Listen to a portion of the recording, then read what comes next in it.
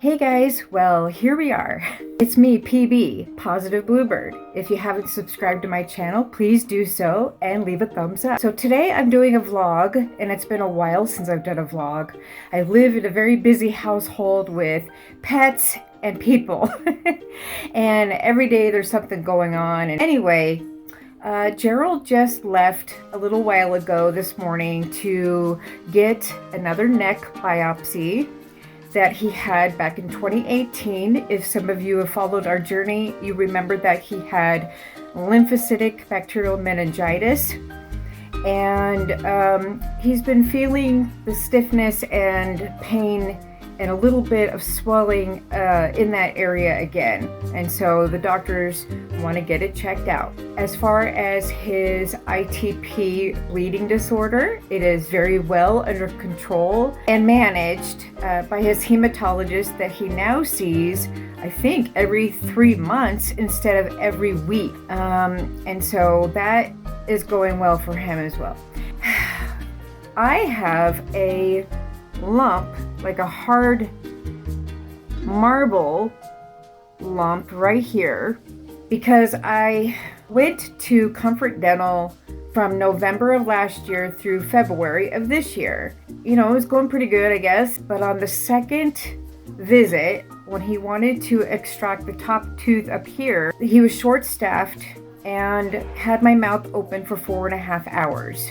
When I went to close it at the dentist office, it kind of made a crunching sound, popping sound, and it hurt. And I could barely get it back open days after. Didn't think anything of it. I was just in a lot of pain. It was all the way down at the bottom of my rows of teeth and gum line. And I just thought, you know, what the heck, you know? And Gerald, who has suffered TMJ many years ago, told me, I think you've got TMJ. Went to my primary doctor and she confirmed TMJ, including the dentist office at a different location, confirmed the same thing. I was supposed to go to a TMJ specialist for jaw exercising, but they didn't take Medicaid. Nobody takes Medicaid anymore. Anyway, but I do remember that the dentist, before he quit his job at this other dentistry, told me that if I have a muscle relaxer, that should help. And I'm like, I do have a muscle relaxer. I take it for my lupus and fibromyalgia and muscle spasms. So it's been working wonders in that area of TMJ. But then I started getting swelling and more aggravation underneath the bottom molar that was supposed to be yanked months ago.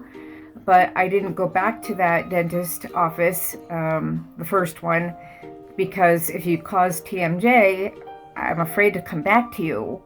And plus, the first dentistry, on the third or fourth visit, injected Novocaine so many times, but aggressively and fast. And I remember him getting inside the cheek area. It was like the bottom cheek and gum area. It hurt so bad. And chiseling some filling that his assistant might have gotten too far down to the nerve. And that made matters worse.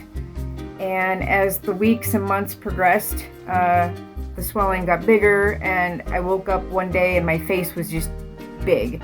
And then it was swelling under here. It's getting way better, as you can see. So that second dentistry office gave me another dentist who confirmed all this stuff and that I've got a mouth infection. So she prescribed me amoxicillin, but that was not working for me. I went to the ER a few days ago. My blood pressure, the highest it got was 180 over 122. No, that's not good. So they just thought it was my kidney disease, and I had to tell them that, well, maybe yes, but also because when I'm hurting really bad, it's going to affect the kidneys, which is also going to affect my blood pressure. And so everything goes with each other. And so at the hospital, I was there from 5 p.m. till midnight. They did a CAT scan and didn't see anything that looked out of the ordinary. I'm hoping it's not going to be a cyst or a tumor or anything like that. It's still there and it still hurts. It's just like a big, it's like probably that big. I'm not going to open my mouth because it's just a mess. Dentists are trying to save my teeth. And what little Medicaid provides, which is not very much, money every 6 months, they can only do so much work. So they're basically doing fillings and teeth cleanings and extractions. And I've already got 9 teeth missing over the last several years. And it's like, you know, I might have to talk to this orthodontist that I see on the 14th about my future. Do I need to get all these teeth saved all the time, or are we going to need to pull them out and get dentures like Gerald? I mean, when you have autoimmune disease, especially lupus, you have brittle bone and vitamin D deficiency, and so you're susceptible for getting TMJ and cavities and all that. So I try to be optimistic, but it's frustrating, you know what I mean?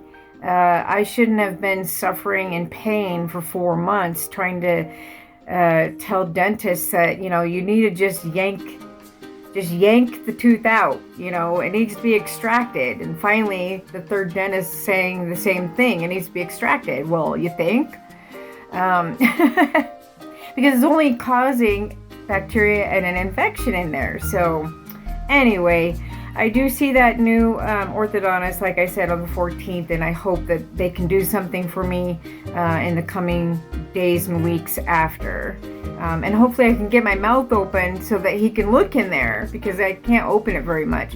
That's where we're at with that. Let's see, what else is going on? The lawn people were here yesterday and today, but today I saw a teenager with a bucket of weeds, and he pulled what's going to be my flowers.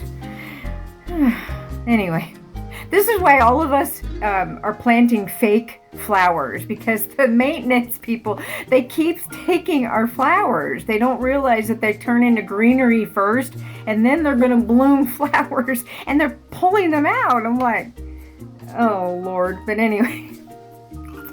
Yeah, I was talking to my neighbor yesterday about that, and he's not very happy. And it's like, well, that's why your daughter went out there and took a look at my garden and loved it and thought it was all real. And I told her, hey, go to Amazon, and she did. So she started planting some fake flowers. Let's see, the weather's been pretty hot lately out here in Colorado.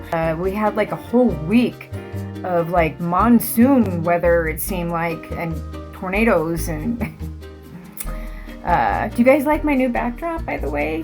I'm going to insert a picture at the end of the video, but here, you can take a look at it. This is the tarp I bought when we first moved in here a year ago. Going off to Oz. Isn't that cute? And I didn't like the way that the closet gapped. It doesn't shut all the way. Well, it does, but it's like gapping because the earth has shifted since this place was built in '74 when I was 1. But I thought this was pretty cool. The kids are doing pretty good, and health-wise they're doing great. Shiloh's picked up a free workout pass at her workout center. So she's been going for the past couple of days. My son is still working and trying to get less bartending, more serving. He's saving up for his first car and a driver's license, so I wish him the best of luck on that. He's 21 now. I think I got my car when I was 19. Yeah, and my license when I was 19. It was like kind of around the same time that I moved out of my parents' house. And my first car was a '79 Ford Fiesta. It was a stick shift, a standard H. And I was the only one out of my 3 brothers that knew how to drive a stick shift. So, and then my middle brother's girlfriend totaled the car when I had my own other car and got married with my first husband. Yeah, she totaled the car. Let's see, Yorgi is doing great.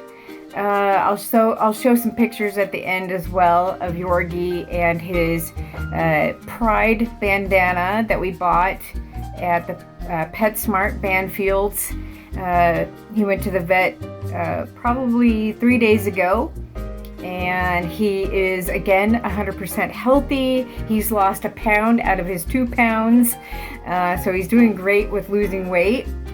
And I think he's doing pretty good coping without Cadence, which ironically today marks 2 months that she's been gone.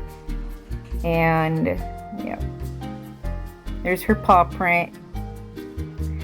So it's hard to believe that she's been gone 2 months. So it's really crazy too, because in the past few days, every one of us have had an experience of seeing Cadence in the corner of our eye. And I'm like, oh no, that's just Monkey. Thinking we're hearing her, but it's Oreo. Or we're dreaming about her. So she's with us.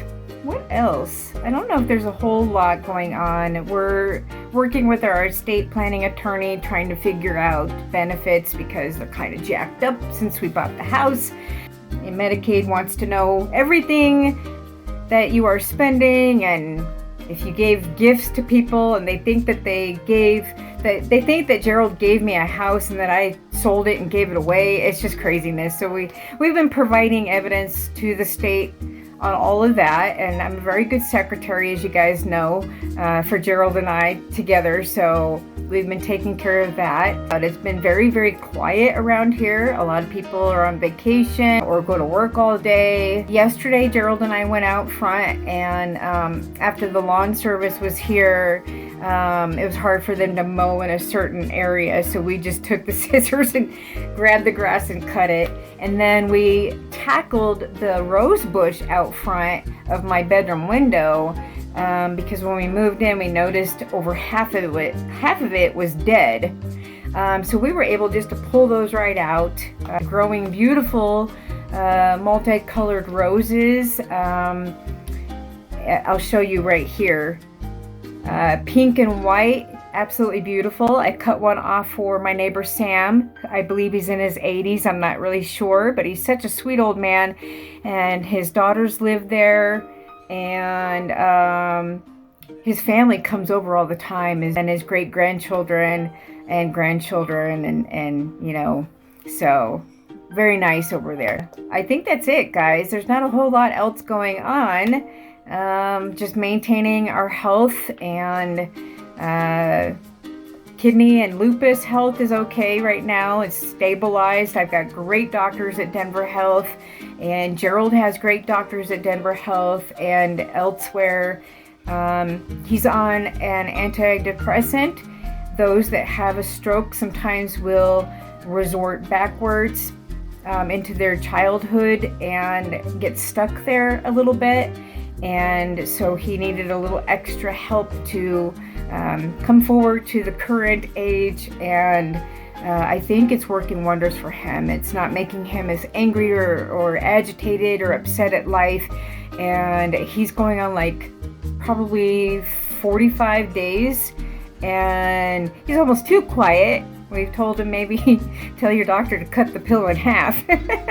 We're so used to him like being a chatty Cathy like me, and I'm like, are you all right? You sure? Okay. You sure you're okay? I'm just kidding. Anyway, no. Once you strike conversation with him, he'll start talking. But other than that, I think he's been doing pretty good. He's been doing swirl painting. He used to do that a long time ago with his BMX bikes, where you mix paint and oils and water or something in a bucket, and then you dip it. It's like hydro dipping. I don't know what it's called. It's like swirl painting. I watched him. I was spying on him through his bedroom window, and I was looking down below in our lower garden area out back, and he was doing pretty good. I didn't want to distract him and make him drop it into the bucket.